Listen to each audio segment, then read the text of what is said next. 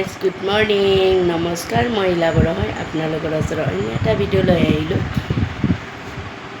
এয়া ডিউটি যাব পূৰা গা পা ধুই পূৰা ৰেডি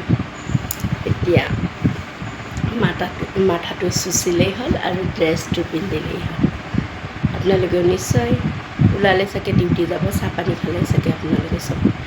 ময়ো খালোঁ গ্ৰীণ টি বনালোঁ আৰু লগত লাল চাহ একাপ খালোঁ